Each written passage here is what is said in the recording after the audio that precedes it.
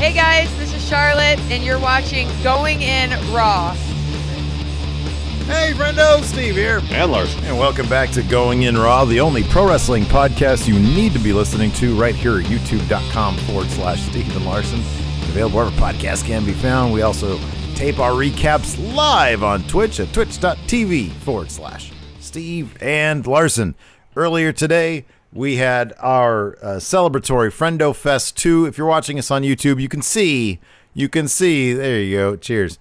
You can see the bar below. We made it to $14,010. We made it to over $14,000 for our Black Lives Matter benefit for the Bail Project. Thanks to all the friendos out there. Yeah, thank you so much. Absolutely amazing. The generosity of the friendos, thank you so much. And just a huge thanks for everybody who Matt chatted in today. Boy, can you believe it? The H title remains, the digital H title remains with Rawgate Mutant. Rawgate Mutant really is a powerful culmination of everything. It's really the culmination of everything we've ever done. Yeah, in our video game wrestling efforts. It's crazy. He is the perfect amalgam, not only of a bunch of various wrestlers who he's absorbed, but he also is kind of the perfect mix of top-notch Mecha Santa and so many others. I don't know who's ever going to beat him. I don't know. I mean, this is a whole. It's brand new territory we're in. I thought that Top Notch had a decent chance there in the end. Rawgate Mutant. Just with I mean, seemingly he just pulled this out of his back pocket. Rawgate Radiation, and we saw what happened to Top Notch, one of the most powered beings on the planet in the universe, and he's just glitching all over the place. It was bad. It was bad. Pretty ugly affair. Yeah, it was real bad. Rawgate Mutant continues on. You can check that out at Friendo Fest, which is available. It'll be available tomorrow morning, I guess. I'll just put it up tomorrow morning. It's already on our YouTube channel via the Twitch export thing. So like the first 8 minutes, fast forward or whatever you call it. So yeah, check that out. It's a lot of fun. It's like 3 hours long, so just pop it in when you're cleaning the kitchen or whatever. Anyways, so yeah, there's that. I want to give a shout out to some new patrons. Of course, today we didn't have a Friendo Club TV because we did Friendo Fest. That was a lot of stuff. But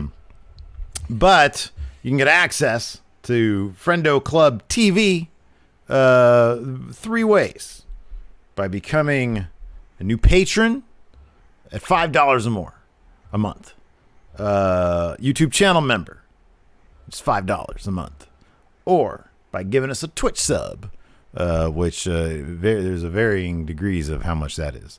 But even one of them free Prime Twitch subs, if you have Amazon Prime, if you have Amazon Prime, boom, you've got Friendo Club TV, and you can participate Thursdays. Larson does his music stream, and I do Amazon Prime Unsolved Mysteries watch along. However, there will not be a music stream this week. That being said, I will get the 3 previous streams. I got a little editing to do. SoundCloud time. SoundCloud, old water. Maybe. I like it. I like it. That's good. Maybe. A lot of layers there. Check out some of these awesome new patron names that we have. Frank Penguin. It's a great name. It's a fantastic name. Skylar Morgan. That sounds like a superhero secret identity. Sorry, my Night has a band name suggestion. Snake River. Even better. That's good. That's great. There's some great names. Nate Presley Jr., Billy, Sean O'Callahan, all from over the weekend. Thanks very much for your support. Thank you very much. We appreciate it. We'll be back with our normal schedule of Friendo Club TV starting tomorrow, but Friendo Fest was a bit of a...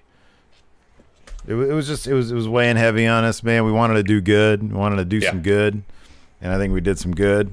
Raw was good. Good Raw for the bits that I wasn't sleeping during. Yeah, I was going to say, with what you saw. Okay, so full disclosure. Steve is a human. Prick me, do I not bleed? Bore me, do I not sleep? You're just saying how good Raw was. You're saying, bore me, do I not sleep? It was good. Raw was good. Yeah, I wasn't. So here's the thing. I really enjoyed the opening segment. Then we get to the interview with Rey Mysterio.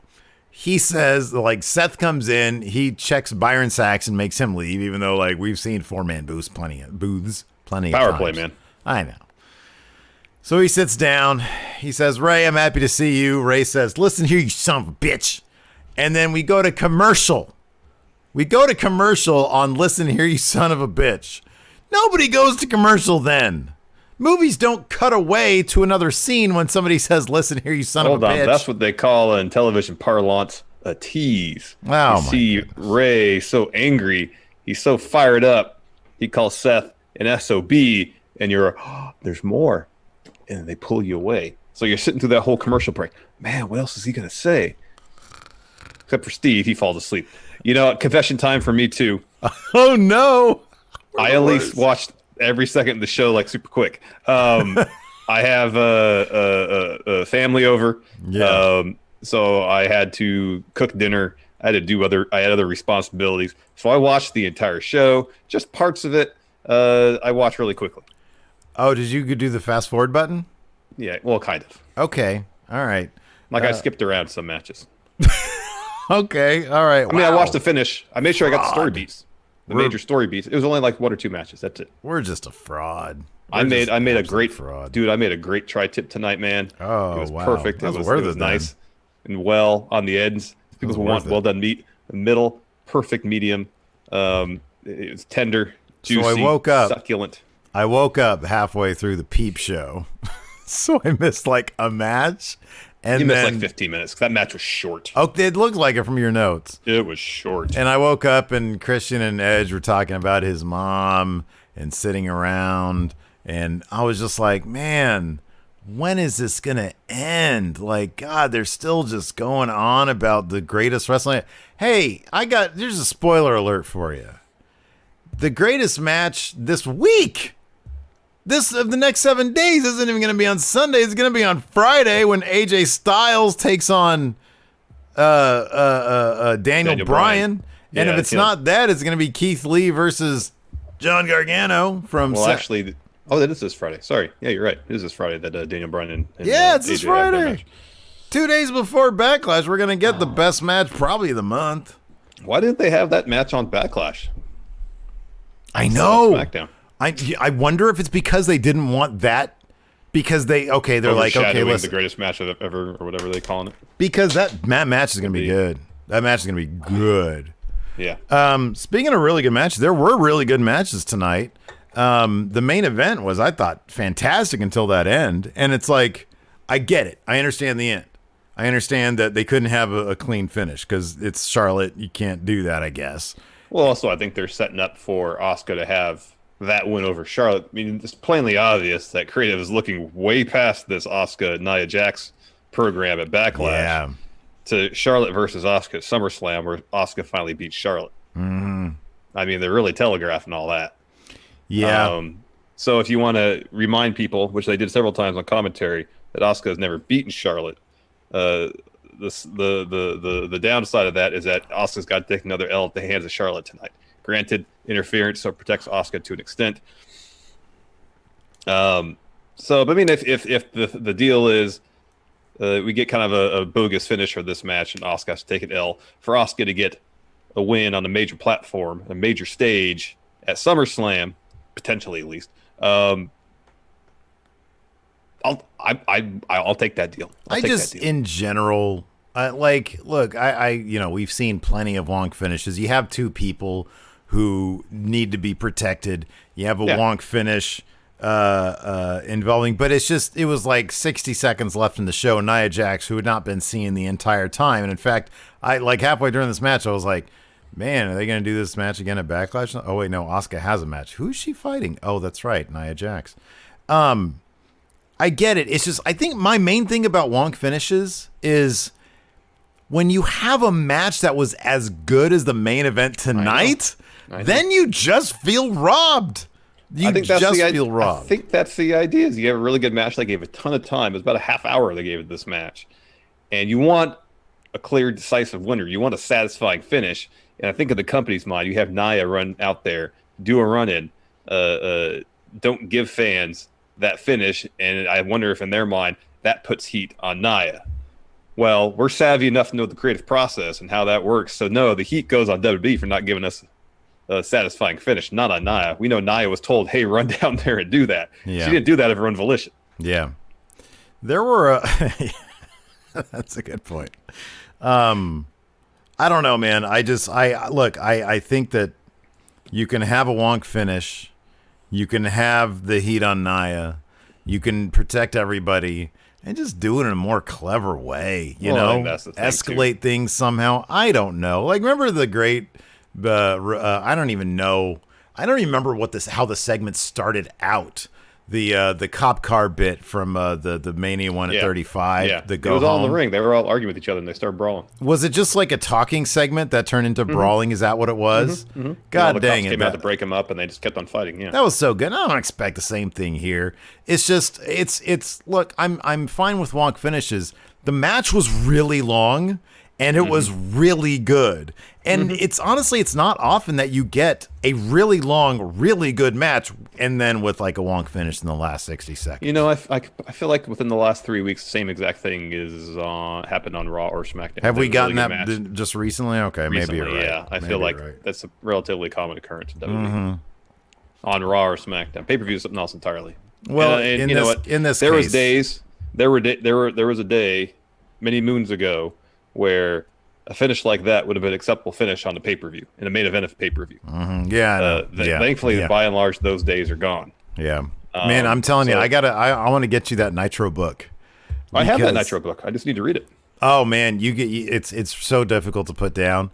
They talked about, especially in like when they start talking about WCW in 2000 when Russo was booking, like the statistics on the number of wonk finishes. Oh yeah. Is just insane in WCW, just absolutely insane. Also, the main event finish tonight was odd. Did they screw that up? Because Asuka looked like she kicked out.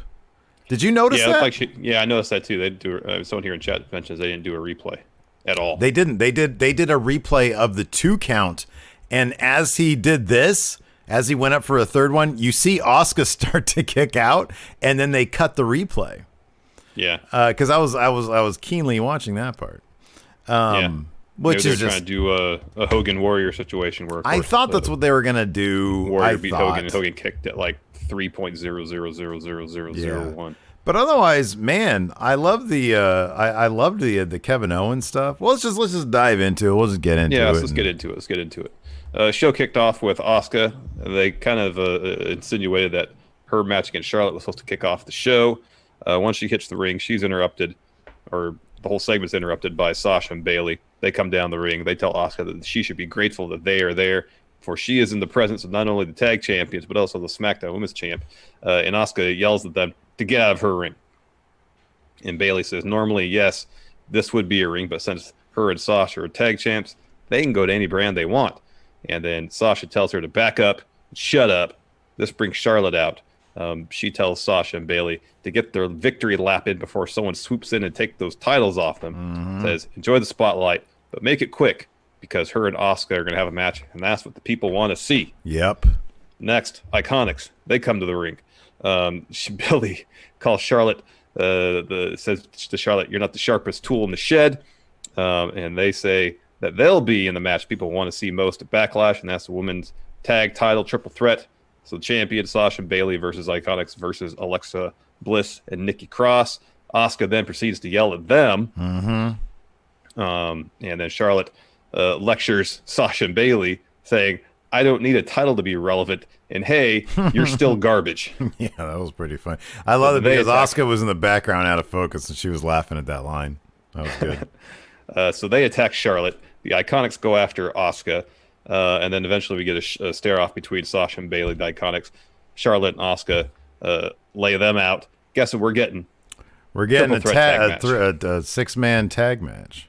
But before we get to that, here's a word for the sponsors of today's show. Raycon. Larson, when you're sitting in front of your computer recording one of our shows, going in raw, or listening to some new jams, or doing one of your music streams on Thursdays, do you actually want to listen to what you're listening to, or do you want to listen to whatever your kids or your wife are doing? Well, you know me, Steve. When I'm working, when I want to concentrate on what I'm doing, whether it's doing a podcast or listening to new jams or doing my own music, I would need a great pair of earbuds to make sure I actually hear what I'm trying to do.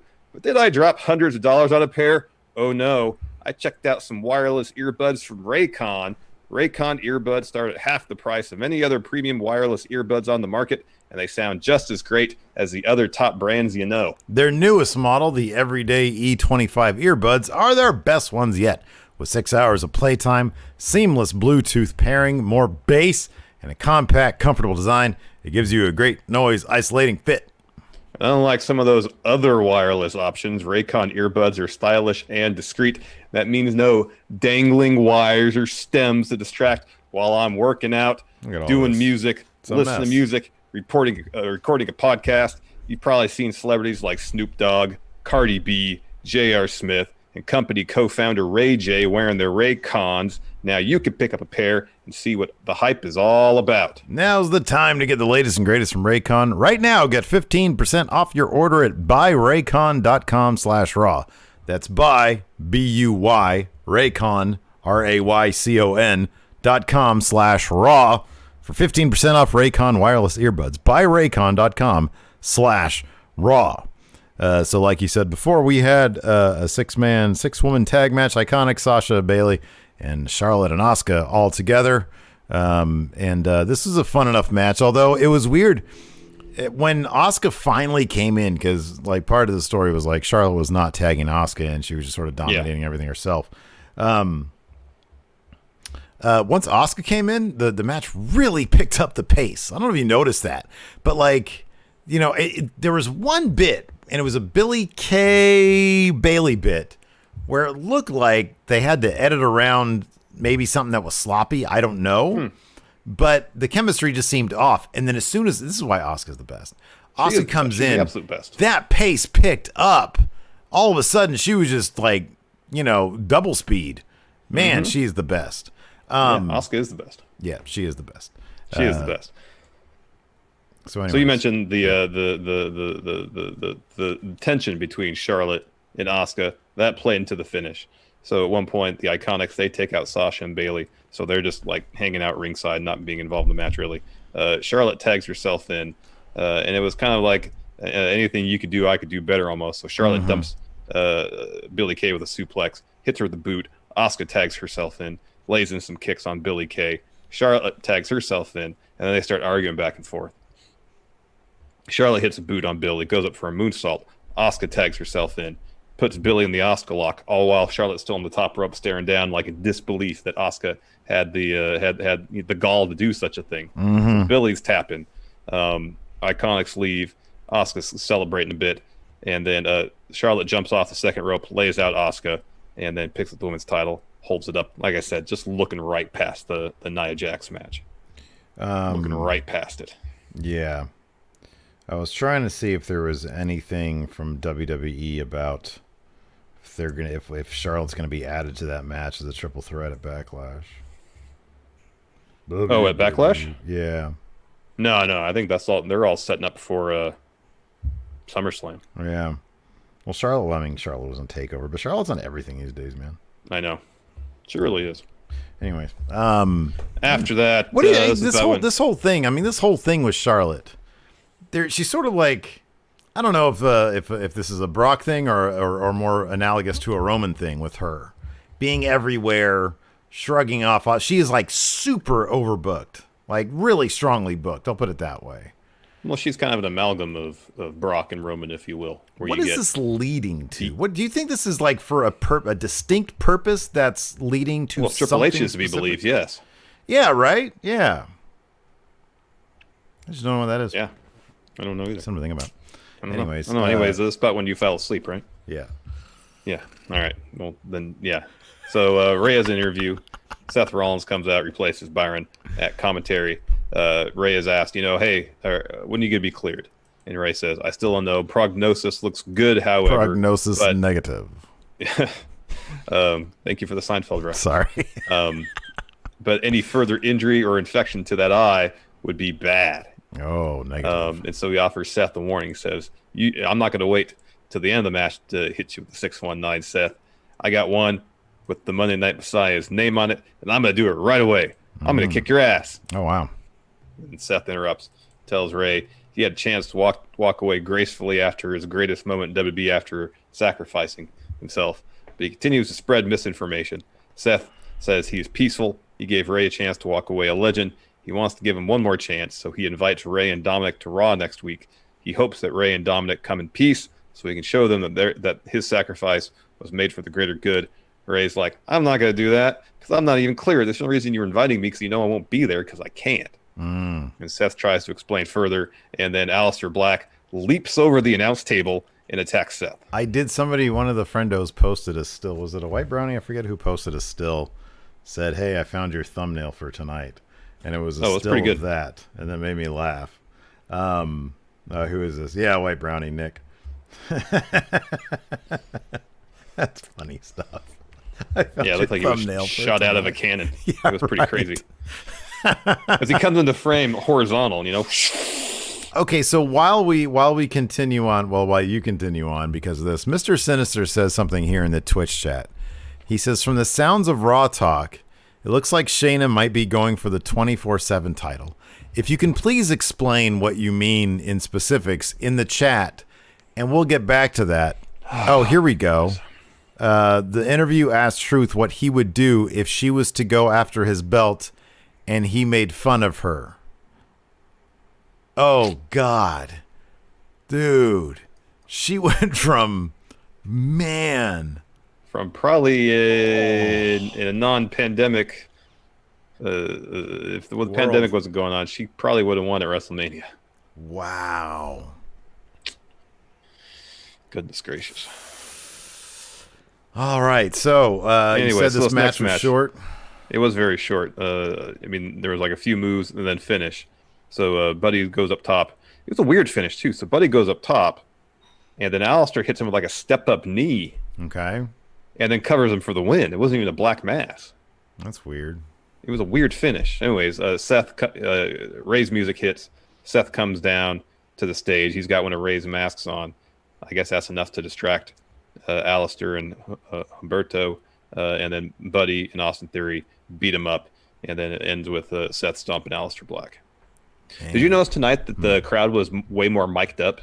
Like you could hear individual people shout stuff out. Yeah, kind of. Yeah. Did you notice there was a sequence coming out of commercial break? I don't know, just zoom ahead, but the Lashley War Raider stuff coming out of commercial. The editing was absolutely insane. It was literally as if somebody was just every second for a minute, cut. It's too much. I was like, dude, I'm starting to get sick right now. I was looking, I was like, is there something wrong with with the broadcast? Like, what is happening right now? And I didn't really notice it in the other matches. Yeah. And then when they cut to Lana on TV, and they go back to them, it sort of stopped. But coming out of commercial, it was like, That's really weird. Boy, I guess I've gotten used to it. Let it breathe a little bit. Yeah, I know. Next, we had a Randy Orton interview, and he's asked, Randy, how are you going to prepare for the greatest match of all time? A match that has such high expectations. And so he's asking Charlie, hey, is Edge going to be the only guest on the Peep Show? Charlie says yes. And he asks, he says, if that's next, right? She says yes. And he goes, outstanding. Mm-hmm. Well, there could be 2 guests on the Peep Show tonight, and then walks out. Wonder if he met himself. After that was the Peep Show with Edge. I woke up during this, and I was like, God damn, I got to review this in 2 hours. I need to wake up. It was such good sleep for those 15 minutes, so it was great. Yeah, imagine. A nap sounds good to me. So anyways, how did this start? They didn't ramp into this whatsoever. They just had Christian outwardly hostile towards Edge making a comeback. Okay.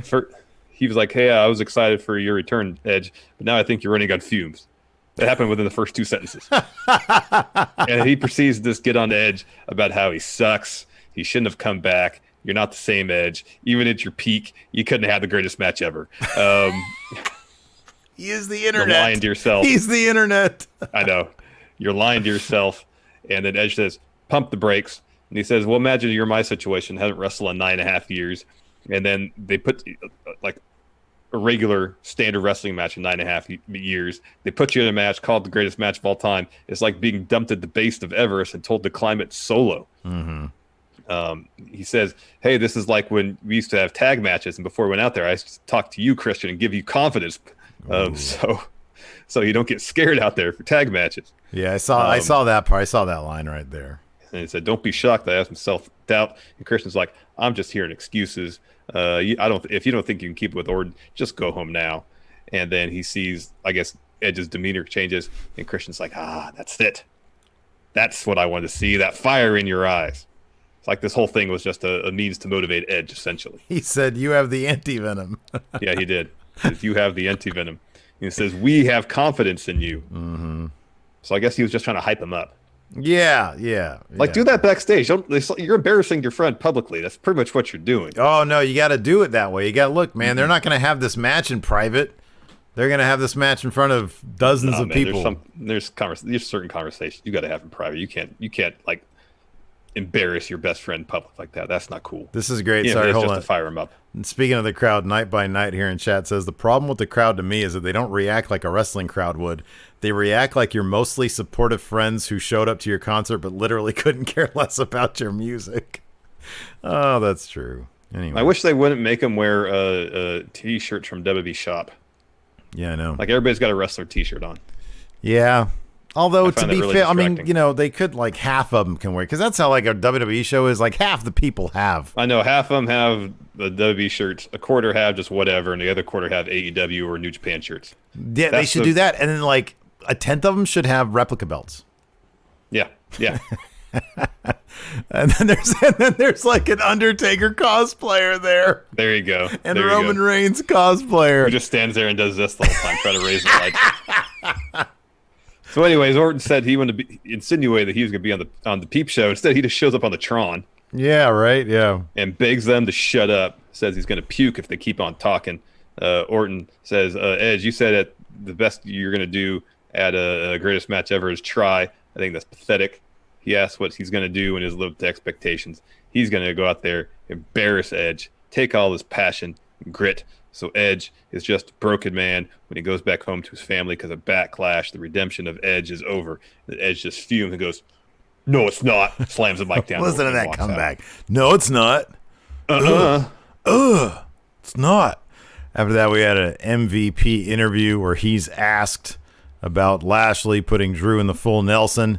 And he was like, well, Charlie, if you want details on and like full schematics of the full Nelson, you've got to turn into the VIP lounge. So that's what's called a tease. Yeah, he's hyping up his own show. That's the tease. He's like, hit like and sub. And he hears like a crash off frame. It's R-Truth. And he says, if anybody asks, you haven't seen him, MVP calls him a clown. And then from behind, Lashley puts him in a full Nelson. So evidently that's going to be Shayna putting him in a full Nelson at some point. Or the clutch. The clutch. That'd be bad. Yeah. Next we got the Viking Raiders and Street Profits decathlon. This was charming. I thought this was great. And dude, even I actually marked out when during the Drew Bobby stuff, when the War Raiders came down to help Drew even the odds, the Street Profits had their back, and the Street Profits were cheering on the War Raiders in their match against Lashley and MVP. Man. They're all friends. I do not want to see these guys fight. I'll be honest, though. I was kind of half hoping the Street Profits would attack the Viking Raiders and align themselves with Lashley and MVP. No way, man. No way. These guys are pure of heart. They have forged a kinship with their Viking friends. I know it seems that way, which would be all the more heartbreaking if they turned on them. I don't want my heart broken right now. I want good, friendly, if anything, just friendly competition. Do some movie trivia next. I want to keep this going. Jackbox games. You know what I thought would have been really, really cool? Some Uno, what? Is, like, what if they just subvert this whole thing, and instead of this leading to a match between them, they just end up being really good friends, right? Yeah. And maybe down the line they can have a match at a friendly competition, but not immediately. They're forced into a match. Yeah, even better. That's even better. Tonight against MVP and Bobby Lashley, I was thinking, how cool would it be if the War Raiders did one of the Street Profits' moves as a shout out, as a homage, and just because their friends were out there and popped the Street Profits. That's the kind of shit that I want to see. It's like, whoa, wait a second. I thought these guys hate each other. I thought the guys were like supposed to be on like opposite ends. They're trying to fight for these tag titles. They're friends, man. No, they're friends, and they're giving shout outs during matches.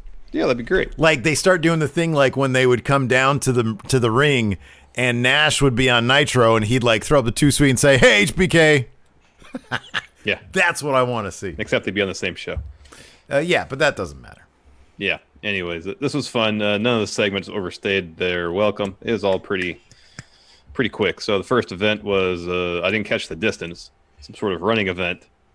Street Profits win that. Next, archery. So teams will pick the event. Yeah, so right. It's not your standard decathlon by a stretch of the imagination. So no. Viking Raiders pick archery. They win that. Dawkins shoots some guy in the foot with an arrow. Next is Flip Cup, as chosen by Street Profits. They win that. Hansen's upset about the loss, breaks the table. Next, War Raiders pick sword fighting. They win that because Montez is squaring off against Ray Rowe. He's like, not doing it. I forfeit. Next, hurdles.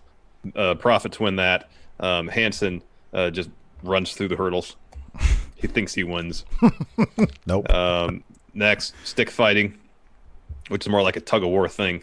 War Raiders pick that because they're doing a tug of war, and then between them is like a kiddie pool filled with goat milk. Ugh. So War Raiders win that. Dawkins gets dumped in the goat milk. Next, Profits pick dance off. Montez Ford dancing to Shawn Michaels' theme was amazing. That was so great. That was so unexpected and so great. And then you have Hansen dancing to Fandango's theme. Oh, I thought that was terrific. And he brings in one of the judges. And, of course, they do the gimmick where she's like, "You're cute, you not so much." It cracks me up every single time.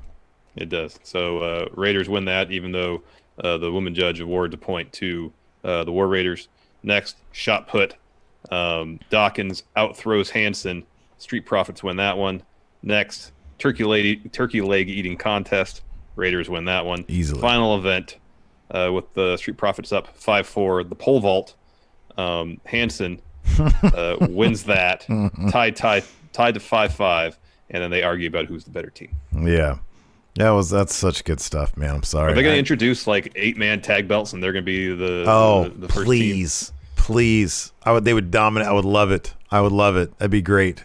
I'm all in on this, man. And it's so funny because the first of the basketball one was so bad.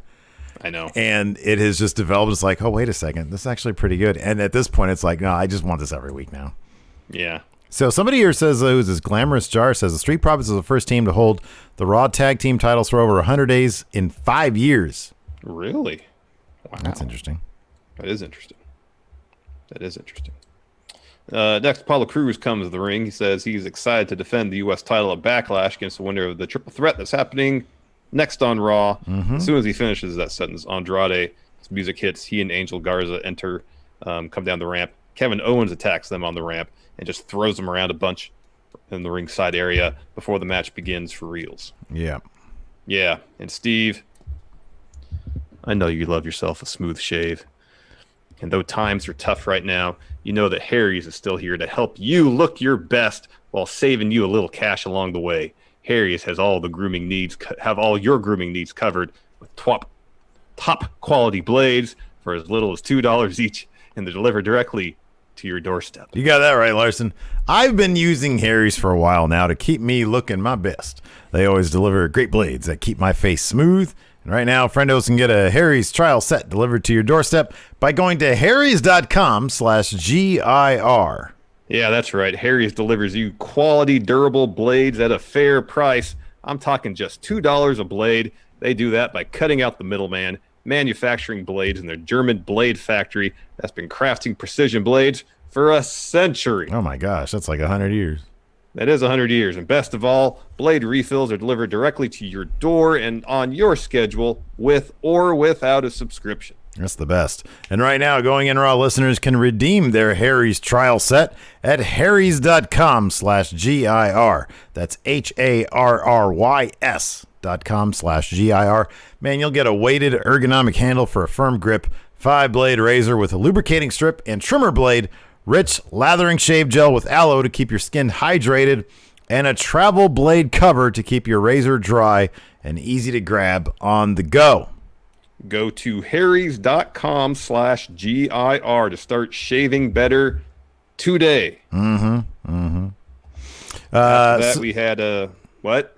After that, we had Angel Garza versus Andrade versus Kevin Owens. Hey, let me ask you something. What? This was a managerial mistake on Zelina Vega's part, right? You don't put two guys that are in your stable in a match where one of them can win the match, is expected to win the match. Yeah. Like, without a plan in advance. Yeah. Like, if she said, hey, y'all need to do some rock, paper, scissors in advance of this to determine who gets the pin, then it's easy. Two guys take out Kevin Owens, and then you do the finger poke of doom. Or two guys take out Kevin Owens, lay him down, and then the one guy who's going to win wins. Yeah. So this was a bad mistake. It was a mistake. So, yeah, they're teaming up early, trying to isolate Owens, and are relatively effective until they hit a double suplex. Garza is kind of celebrating, and then Andrade takes the opportunity to go for the pin. Garza pulls him off the pin. They start arguing. They tumble out to ringside, start brawling. Zelina Vega tries to intervene, and then Garza kind of accidentally shoves her to the floor. So they start squaring off in the ring. They basically have a hockey fight. Andrade sends Angel out of the ring.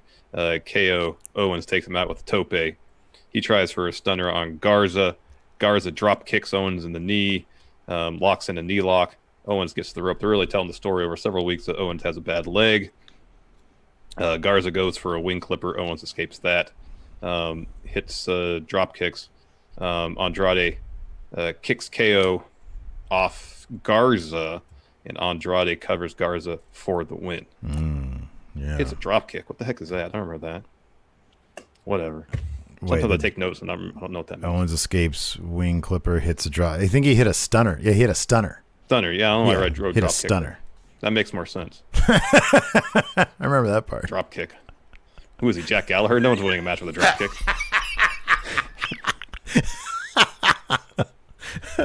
Did anybody back in the olden days use the drop kick as a finisher? I'm sure. Yeah. I'm sure let's see here. Charlotte interview. Yeah, probably like one of those old. God, I love watching those old territory. Those old, the Smoky Mountain. Man, I imagine the 50s, a drop kick was a devastating move. Oh, kill people. Just kill people with it. After that, we had a Charlotte interview. She says, of course, she didn't lose a takeover. And she says, you're always busy when you're the queen. She has to respect the rule. You have to beat the woman to be the woman. Woo! Asuka tried to steal her moment. And, of course, she said, yeah. Asuka interrupts. And Charlotte asks, she's like, do you ever take anything seriously? Because Asuka's kind of goofing. And then, bang! Asuka slaps the shit out of Charlotte's face. Well, she goes, yeah, I do. Slap! Yeah. Oh, that was good. It was great. That was good stuff. Next, we got Garza and Andrade arguing backstage. Zelina enters frame, walks up to him. Jim Brunzell. According to Fear and Loathing, Jim Brunzell used the drop kick. Yeah, that's right. Andrade asks if she's okay, and she just points. Says, let's go. Go. Next, we had Kurt Angle providing his expert analysis of this Edge Orton greatest match of all time. He thinks Edge is going to win because he's a Hall of Famer like he is. Yeah, what do you think of these things? They're so cheesy, huh? Yeah, they're not good. If they're going to do something like this, bring out the telestrator. Yeah. If you're going to go cheesy like this, just bring out the telestrator already. Yeah, man. I still don't know about this match. Maybe it'll be fire. Maybe it'll be great. It'll be good. Great. I don't know. It'll be really good, I think. They'll probably tell a fun story. but to try to build it up as the greatest match of all time seems like a mistake. After that, we had, because no one believes that it's going to be the greatest match of all time. No, and on top of that, New Japan is starting up like days after this. So, anyways, so after that, we had the Viking Raiders backstage. Drew shows up. They ask him if he's going to become a Viking, and Drew's like, I'm thinking about it. He's like, I'm having a get-together after the show. He hopes that they beat MVP and Lashley. He's got some meat at his place. There was another bit about... Oh, yeah, it was turkey legs. Yeah, it was turkey legs. They were talking about turkey legs. Yeah. After that, we had the VIP lounge with Bobby Lashley. But so MVP starts to introduce Bob Lashley, but instead Drew comes to the ring. He tells MVP, hey, I was concerned that we weren't cool anymore, but after the introduction you just gave me, I could see that we're still friends. And MVP's like, no, we're not friends. Why are you here, Drew? And Drew says, I've been hearing, I want to spread rumors that Lana and Lashley have been having some problems backstage. But, I know you're putting over a finish. You can just keep putting over the Claymore because it's great and all. You know everything about it. You've taken your fair share of them. MVP says, no, I was talking about the full Nelson, the move that Lashley is going to use to beat you at Backlash. And then Drew asks MVP if he's Lashley's Yoda, if he's there to teach him all the secrets of all the 0 world titles that he's won. So anyways, I'm tired of all the talk. Less talk. Claymore. I'm going to Claymore you, MVP. So you got two choices. You stand here and take it like a man, or you run out. So I'm going to start the countdown. 3, 2, and at 1, Drew senses Lashley trying to sneak up behind him. His spider senses start tingling. Yeah, it was tingling. So he turned around and kind of laughs. He tells Lashley, you only take the title from me out of my cold, dead hands. The background, you see MVP gently put the mic down, ready to sneak up on him. Drew senses that too. Bang, Spider headbutt. sense. Yeah. Headbutts MVP, and then the War Raiders and Street Profits run down to ringside. I like the entire time whenever Drew has to like attack or sense something, he makes sure to grab his title. He kept on. He was like worried somebody's gonna steal or something. Anyways, so Raiders and Profits come to ringside. Great seeing them together as friends, best friends. They're best friends. So we get Viking Raiders versus MVP and Bobby Lashley. This is again, a really fun match. I thought it was having Drew at ringside and the Street Profits at ringside was a lot of fun. But in the end, let's talk about this Lana interview. So she's walking backstage. And so she's asked about Lashley's asking her to stay backstage for his matches, and she's like, yeah, I'm respecting his wishes, but during this time backstage, I'm realizing I've been neglecting my own career. So that's what I'm going to focus on now. 2020 is going to be the year of Lana. It's a bad year to choose. It's this year sort of just a write it off year. Kind of is. Yeah, It is. Yeah, and she's doing pretty good as a TikTok star. She does a lot of the TikTok dancing. It's just always in her bikini too. Anyways, that's true. That's a shoot. Shortly thereafter, Lashley is tossed out of the ring into Drew McIntyre, and Drew just kind of pushes him by, and Lashley delivered one of the most devastating spears I've ever seen to Hansen. Oh my God, I know. Yeah, he annihilated him. Yeah, it looked great. And then he immediately gets up and he stares at Drew. It was cool. Yeah, it was good. It was really good. So then Lashley gets on the apron, tags himself in. Ray Rowe doesn't see it. He hits MVP with a knee. As soon as he's done with that, Lashley locks into full Nelson. Ray Rowe has to tap. Hansen gets in the ring. He clocks MVP, and then Lashley puts him in the full Nelson. And the Street Profits run in and try to break that up, and they can't do it. And then Drew runs in from screen left. Bang! Talk less, Claymore. And that sends Bobby out of the ring, but he doesn't. He just rolls out of the ring and just stumbles back. Yeah. He doesn't take a bump from it. It was pretty cool. Yeah, it's good stuff. MVP looked like he might have got clocked in this match too. There was one sequence where he was like, looked like he was having a hard time sort of catching his bearings. Yeah, I noticed that as well.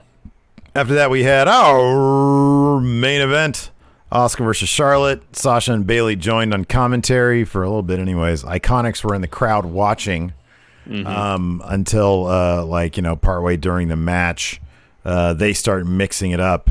And John Cone trying to get some control, tosses him out during the commercials. Isn't that what happened? Yeah, I guess so. They were all brawling ringside. Because then they weren't around after the commercial break. Yeah, I know. But before that, the Iconics hit their finish on Bailey on the announce table. So maybe it was a situation where Sasha and Bailey were kind of beat up and just left, and the Iconics were like, well, no reason for us to be here anymore, so they left too. Could be like, well, there's nothing more you could do. Just get out of here.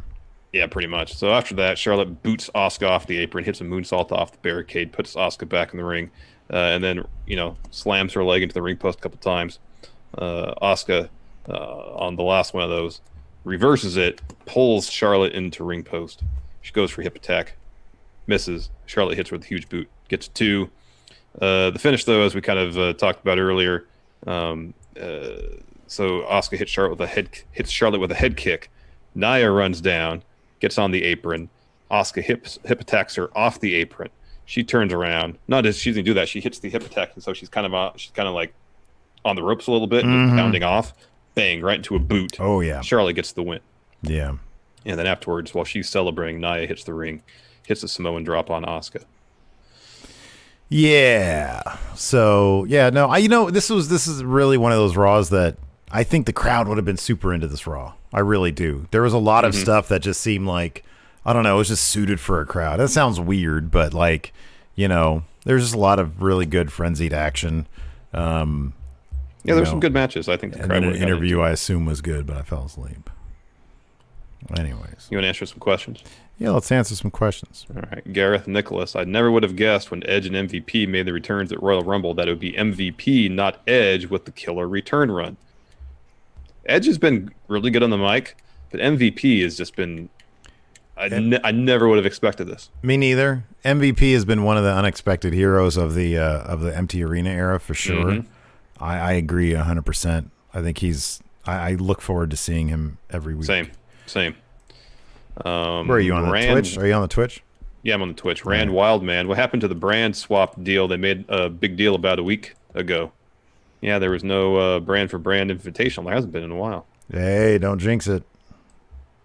Keep your fingers crossed. Yeah, did you hear Dawkins today talking about the juice? When Hansen, I think, was going to do the pole vault, he started running. And you hear Dawkins back there saying, "You don't have the juice. You don't have the juice." I was like, Dawkins, I got the juice. All right. So it's all about the juice, man. Everybody knows. You got to get on the juice train. All right. The Rain Trigger. If they're going to include bigger named NXT stars, they should have... So, okay, wait a second. Was Keith... somebody in chat said Dijak was in the crowd. Was Keith Lee and Io Shirai there too? Didn't notice. Maybe somebody in chat will know. I really wasn't paying. I saw Shotzi doing a little dance to Asuka's music. That was cool. I didn't really notice anybody else though. Yeah. Dang MQ, if it's Charlotte versus Asuka Mania, what happens with Shayna Baszler? It's a 24/7 title. 24/7 title picture now. I don't know, man. Jose Cruz. I don't understand how Andrade being so talented isn't a main event guy. It's just a really stacked roster, to be honest with you. I mean, he's there. Why isn't Kevin Owens a main event guy? You know, he's right there with him. So, I just think that I do think that his feud, like coming out of Mania with Drew, was way too short-lived and not developed. One-sided. Thank you. There you go. One-sided. Exactly. Yeah. Yeah, I agree with that totally. Yeah. Gareth Nicholas, this is awesome chants don't really work when the audience is manufactured. I agree with that. That. You know, when you hear stuff about, Kevin Dunn coming over a loudspeaker, "Excuse me, guys, can you blah, blah, blah?" You know? Yeah, no. And then apparently they were catching flack. I think this was Fightful Select that had this. They were catching flack because they weren't as enthusiastic. I think they had to sit through like main event and something else beforehand. A 10-hour shoot is not going to cut it, man. You're not going to have an enthusiastic crowd. Give me a break. That's stupid to think otherwise. I know. People get tired. Jay Donks Gaming, on that note, watching WWE with their audience is painful. AEW just figured out the audience deal so much better. It feels organic and motivated. Yeah, AEW. I don't know. I'm fine with it because here's the thing. I'm fine with the WWE way of doing it because it's set dressing. Like when you get down to the details and they start chanting "This is awesome," or booing Charlotte or whatever.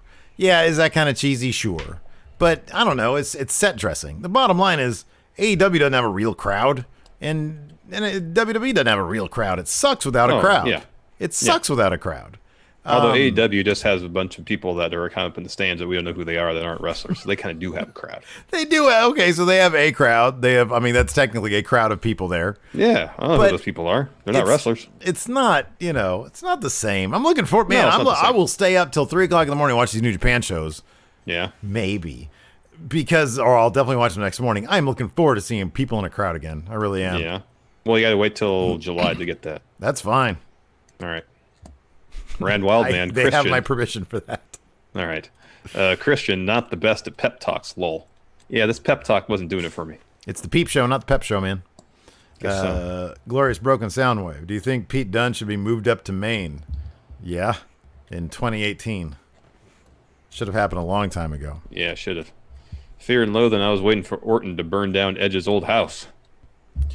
Yeah. Because they think that's a face move, so Randy Orton must be a face if that were to happen. Exactly. That's what good guys do. Let's see here. Dan Barber. On the Raw roster, who has an underrated finisher like Buddy Murphy's Murphy's Law, which is really cool looking? It is a really cool move. An underrated finisher? Wait, on what brand? Sorry? He says on Raw. Oh. Well, it's Buddy Murphy. Yeah, that's the one. Everybody else is kind of like, I'm not huge on Angel Garza's finisher.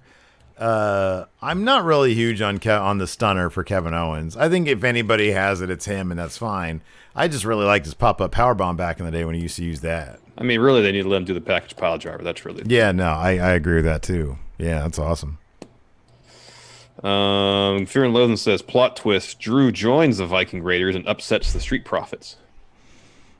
No, I don't want anybody to be upset. I want everybody to be friends. Andrew Jocelyn, does MVP need to text huge to 369 369? He looked like he got knocked cold, man. He's in there. He's like 50 years old. Give the guy a break. But should he text huge to 369 369? Oh, that's pretty funny. Oh, there's MVP, more like the big hunk. Yeah, and the guy says, yeah. what a cuck. Here's a question for you, Steve, from Omega Advent. Power rank 5 people you'd want to be present for Larson's Too Sweet. Oh, wow. Who would I want to be present for Larson's Too Sweet? Just me. That's all I care about. Very self-centered person. I mean, who else would I want? I mean, look, if I could say, could Kevin Nash be there? Yeah, Kevin Nash.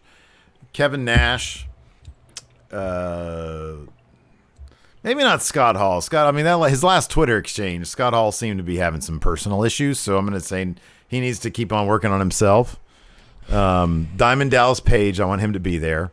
I don't remember him ever giving out a Too Sweet, but I just want his presence. Yeah, he seems like he would bring some positive energy. Finn Balor. Yeah. And then was that dude Jay White? Jay White's good. Sure. No, I'd want Cody and Adam Cole to recreate that GIF from Ring of Honor. Oh, that's so good. And they could do that with you and me, and we'd all do. Oh. That'd be fun. That'd be good. That'd be fun. And then we could all text huge to 369 369. There we go. It's a man building formula. And then what they call man boosting. Man boosting, yeah. I keep on like, are they saying man boosting? It boosts your man? Don't know, man. MC Seminole Runner, why does it feel like we keep getting editing botches or botches in general, like the main event finish in a taped era where they could possibly do retakes or fixes? Your guess. They only have so many hours, so many minutes. I wonder if Asuka was a bit concussed. Oh, I don't know. She was taking some nasty bumps. Yeah, she always does, though. Let's see here. Bradley said, go ahead, Coach. Bradley, the Raging Cajun Cook. The vignettes with the Viking Raiders and Street Profits have been interesting. Would feuds be better if the dynamic wasn't heel versus face? Yeah, some would. Yeah, because this is good stuff. This is really good stuff. I like this. Omega Advent. I lost faith in this WWE crowd when they sounded like robots when chanting "Fall and Pray" last night. I know, right? Oh man, God, they just always overthink things. They just overdo it. Stop trying to just be too much. Just do something new. Be new. Be new. Ryan K. Lamb, which wrestler will gain the most momentum once actual fans are allowed in arenas? Oh, what a great question. It's a good question. And whose momentum will start fading immediately? If they don't start doing something with Apollo Crews, he's going to end up exactly where he was before. It pains me to say this, but I would not be surprised if Andrade won at Backlash. I think I would be. I don't know. I wouldn't be surprised. I would not be shocked, but I'd be surprised. Why didn't they have Apollo out on commentary tonight? I know. Let's hear the dude. I know. Let's hear what he has to say. I know. Let's get some swagger, some cockiness. Yeah, exactly. Said he gets one little bit, which I was asleep for. Diehard Homer, of all the wrestlers known for too sweeting, who do you want to too sweet the most? It's either Kevin Nash or Finn Balor. Oh, for me, it's Nash. Easily. You wouldn't put Kenny Omega up there? I like Kenny. Kenny's cool, but nothing beats Nash. I mean, come on. Really, you'd want to go with X-Pac because he brought it to the clique. But it'd be Nash. Are you kidding me? He too sweeted like Hogan. And I know it's like not really something that, you should be. But, I mean, come on, it's Hogan. I had his shirt back in the WCW days. I didn't know he was a racist. I didn't know that. Oh, man. Dog authority figure. After the eventual Bayley-Sasha feud, would you want to see Bayley as a face again or keep her heel? Man, at some point, that crowd's going to go ape shit when they go back to the wacky wavy guys. That crowd is going to go ape shit. Yeah. I stream 2K. It's June 9th, so 6/9 on the East Coast. Power rank these wrestlers: Val Venus, The Godfather, Mark Henry. Mark Henry, number one. Bitch, you know what tomorrow is? Is my anniversary. I totally forgot. Well, you didn't forget. You just remembered. My anniversary is on 6/9. Nice. What's the question? Power rank Val Venus, The Godfather, and Mark Henry. Mark Henry, number one. Okay, but even with the sexual chocolate gimmick? Yeah, okay, man, Mark so Henry. Who's better? Yeah, this is a tough one.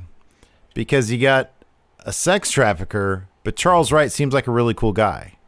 Or you've got a pornographer, which really isn't problematic, but Sean Morley seems like kind of a creep. So what are we ranking here? It just says these the men behind the characters or the characters themselves? Well, I'm considering I stream 2K is saying sexual chocolate Mark Henry. It seems to be that it's the characters. If it's the characters, then it's sexual chocolate, then Val Venus, then The Godfather. If it's the men, regardless of the criteria, Mark Henry's number one. Yeah, sure, of course. But then we got to talk about 2 and 3. I think that if it's the guys behind the characters, it's Mark Henry, then Godfather, then Val Venus. Okay. Right? Am I right about that? Yeah, no, it's fine. Okay. Joe Juarez, did Steve purposely get married on June 9th? When you picked your wedding date, did you realize you were getting married on 6/9? Yeah. Oh, yeah. We was like, do you want to do it on 6/2? No. 6/16? 6/9? Nice. Exactly. Yeah. Sky Otonic, when Taker retires, who does he pass the Tombstone pile driver to? If it's the Fiend, why? It won't be the Fiend. The Tombstone pile driver. Didn't he pass it to Mongo already? Mongo was doing it back in WCW. He was. He legitimately was. Yeah. I wonder if Mongo was ever like, hey, I'm going to have a match with you, Hogan. Can I give you the Tombstone? Listen, brother. I got a bad neck, brother. Oh. Careful with my neck. You got me, brother. You got me, brother. Let's see here. Oh, man. Wolfpack for Life will end on this one. Can we just take a moment and remember that Steve bowled a 300? Never happened. I'm fine. If you guys want to bask in my glory, Where's that's your totally ring? Cool. What? Where's your ring? This one? You get a ring. My ring? That's your wedding ring. This is my 6'9" ring. You get a ring if you bowl a 300 game. Oh, I told you. It's in my safety deposit box. You don't have... Where's your certificate? How would you possibly know if I had a safety deposit box or not? Something just tells me that you don't have one. It's in my safety deposit box. Well, now you talk about a safe in your home? Under No, the a floorboard? safety deposit box. Oh, I know for it's sure not a floor safe under a floorboard. I know for sure you don't have a safety deposit box. How do you know? You don't know all of my business. I don't know your business, but knowing you, I'd be very surprised you had a safe deposit box. I used to work for a bank. Yeah, I know how safety deposit boxes work. I have one. I used to have a safety deposit box. I know how they work too. Okay, then. Why is it so inconceivable that I have a safety deposit box? No, I have one. I don't think you do. The key's around here somewhere. I don't think you do. Yeah, there it is. All right. So anyways, thanks everybody for watching. So go to your safe deposit box and produce this 300 ring. I want to see it. Why? Why are you telling me what to do right now? Because I want to see it, because you have a reputation for fibbing, bending the truth. You really need to be careful with that, given that your Too Sweet Shoot interview is mere weeks away, my friend. I don't know if I actually ever denied really anything. Oh, wow. All right. Well, we got to go, everybody. This is just too much right now. Thanks for watching, everybody. Until next time, we'll talk to you later. Goodbye.